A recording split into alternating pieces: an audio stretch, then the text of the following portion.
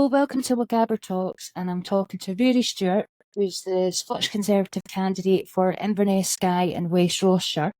So, I'll just start off by asking you, what motivates you to run for office in the UK Parliament? So, what motivates me to run for office? I think that's a really good question. And, my goal is to make a difference, to make that positive change in our community. I've had 2 years of service in the council and over a decade of service to the third sector, helping my community, trying to make things a little bit better.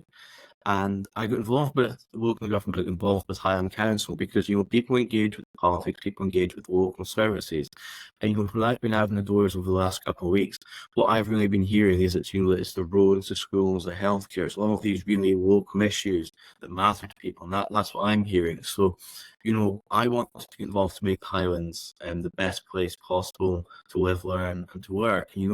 I think being a young person myself, I come at this from a unique perspective. I think as young people, we've probably got the most to gain and most to lose from the legacy decisions made today. But, our voices aren't often sort of listened to. I think, being that little bit younger, I think I can bring a unique perspective to politics and really make the most of representing this area and bring that sort of fresh breath of life to the constituency. Okay, the next question was, what is your strongest policy in your election pledges? So my strongest policies, I'm going to be a local representative.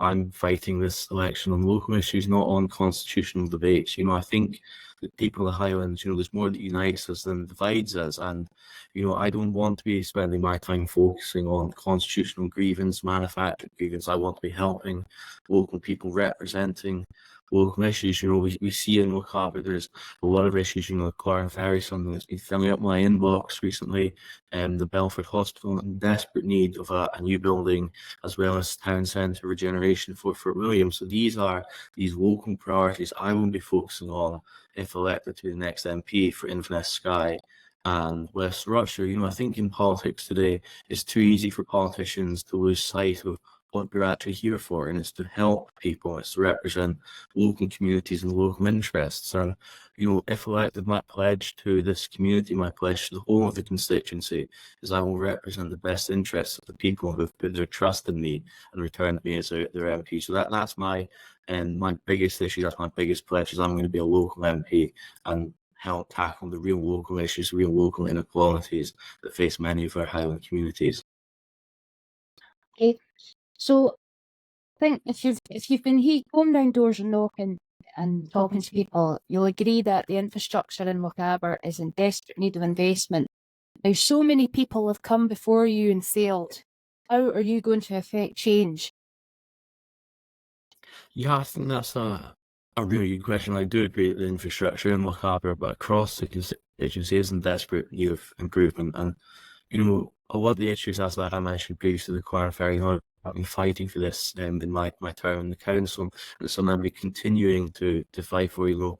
I fully behind the community's calls for new Belford Hospital, the upgrades to the A82, and one of my big pledges here is to have a home for every Highlander. I think affordable housing is crucial to tackling the population. It's providing sort of key workers a root in our community and making sure that people always have a place to call home. But I think it is important to talk about the funding for a lot of these things. Where's the money coming from? But the Conservatives have just released our manifesto, and it's a fully costed manifesto. One of the key things in this is we'll be investing a record £8.3 billion to fill potholes and resurface roads over the next 2 years. We've got an additional £8.55 billion in city region deals to spend on local priorities. We've already seen money from the UK government come up to Highland and benefit the people of Wagabber through providing shoreside infrastructure for the Corran Narrows crossing. And I think as well, there's lots of other little things that we can do to make the money go a wee bit further. We've got a broken planning system that adds delays and adds costs to public procurement projects. I think it's about reducing that and making sure that, decisions and delays are minimal, and that we can make sure that we get progress fast to make sure that the money's spent when it's needed. Another good example of how we can make this happen, how we can make some of these projects come to fruition is through the public procurement process. We've seen the school in Strontian, which the community built for £1 million.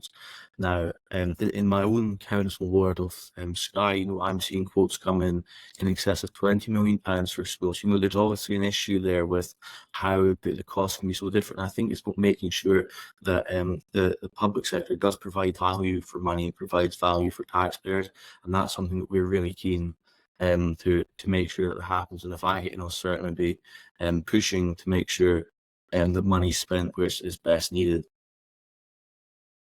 Good. So the last question was, why should people vote for you?